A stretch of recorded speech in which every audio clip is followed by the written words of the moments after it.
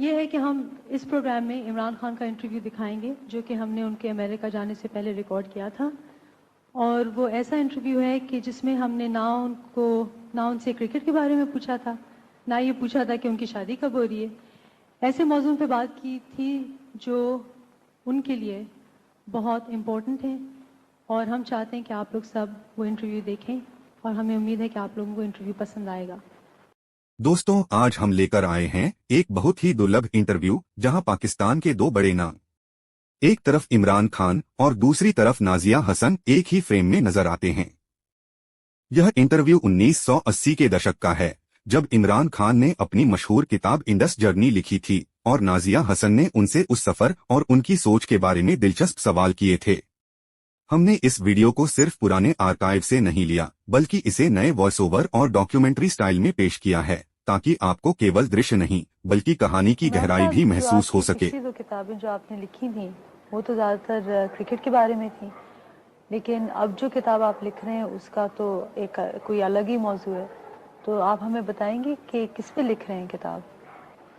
یہ کتاب انڈس کے اوپر ہے، اور اس کو لکھنے کا میں نے اس لیے سوچا کیونکہ میں نے ایک چیز ریئلائز کی کہ پاکستان کے باہر اور پاکستان میں بھی لوگوں کو اس چیز کا آئیڈیا ہی نہیں کہ پاکستان کی کتنی عظیم ہسٹری ہے اور پاکستان میں کتنی خوبصورت جگہیں ہیں اور کلچر کتنا فرق ہے لوگوں میں.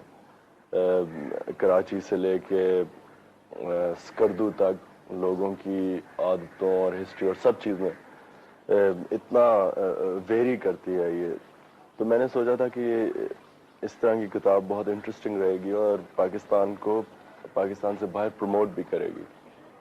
اچھا، اس سے پہلے کہ ہم کچھ اور باتیں کریں، میں چاہ رہی ہوں کہ آپ کو ہم مبارکباد پیش کریں اپنی طرف سے بھی اور ہمارے ناظرین کی طرف سے بھی، کیونکہ آپ پہلے پاکستانی ہیں جن کو یونیسیف نے اسپیشل ایمبیسڈر اپوائنٹ کیا ہے، اور سب سے بڑی بات یہ تو یہ ہے کہ آپ پہلے ایشین ہیں جن کو ڈیولپنگ نیشن سے یہ اعزاز ملا ہے. تو آپ یہ ہمیں بتائیے کہ یونیسیف کا ظاہر ہے ہم سب نے نام سنا ہے، لیکن آپ خاص طور پہ کیا کام کریں گے یونیسیف کے ساتھ؟ یونیسیف کا جس طرح آپ کو پتا ہے کہ جو کام ہے وہ بچوں سے ریلیٹ کرتا ہے، ان کے ہیلتھ اور بچوں کے کیئر کے لیے. تو میں بھی اس کو ایک بہت بڑا فخر سمجھتا ہوں کہ مجھے یونیسیف نے اس قابل سمجھا کہ میں ان کی کسی طرح بھی مدد کر سکتا ہوں، کیونکہ میرے خیال میں یہ بہت ہی عظیم آرگنائزیشن ہے جو ساری تھرڈ ورلڈ میں بچوں کے لیے جو بھی وہ کر سکے کرتے ہیں. ان کے بہت پروگرامز ہیں. میری فنکشن جہاں تک میں سمجھتا ہوں وہ یہ ہے کہ یونیسیف کے کئی پروگرامز ہیں، مثلا چائلڈ امیونائزیشن، اس میں وہ مجھے یوز کریں گے پبلسائز کرنے کے لیے.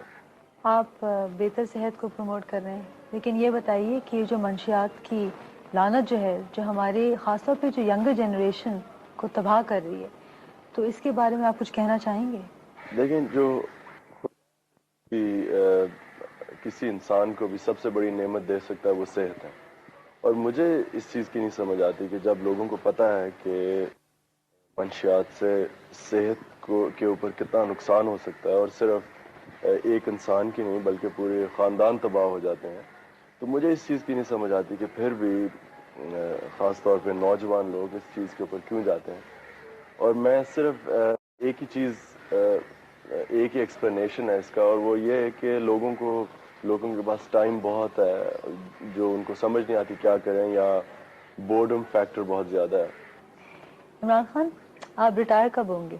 اگر میرے خیال میں کہ میں وہ اسٹینڈرڈ مینٹین کر سکتا ہوں جو میں نے اپنے لیے رکھی ہوئی ہیں تو تب میں کھیل لوں گا، اور اگر میرا خیال کہ میں نہیں رکھ سکتا تو میں پھر ریٹائر تو نہیں ہوں گا لیکن اویلیبل نہیں ہوں گا. عمران صاحب، آپ ہمارے پروگرام میں آئے، آپ کا بہت شکریہ. یہ بات چیت صرف ایک انٹرویو نہیں تھی، یہ دو کریٹو دماغوں کا ملن تھا، سنگیت اور کھیل کی دو دنیا جو دونوں اپنے اپنے انداز میں پاکستان کا نام روشن کر رہے تھے. اگر آپ کو یہ دلربھ ویڈیو پسند آئی ہو تو لائک کریں، کمنٹ کریں اور بتائیے کہ عمران خان اور نازیہ حسن کے اس آئیکونک پل کا کون سا حصہ آپ کو سب سے اچھا لگا. میں ہوں جاوید اور آپ دیکھ رہے ہیں ریئل سٹوری. जहां हम पुरानी यादों को नई आवाज में जिंदा करते हैं। मिलते हैं अगली वीडियो में, तब तक के लिए चैनल को सब्सक्राइब करना बिल्कुल मत भूलिए।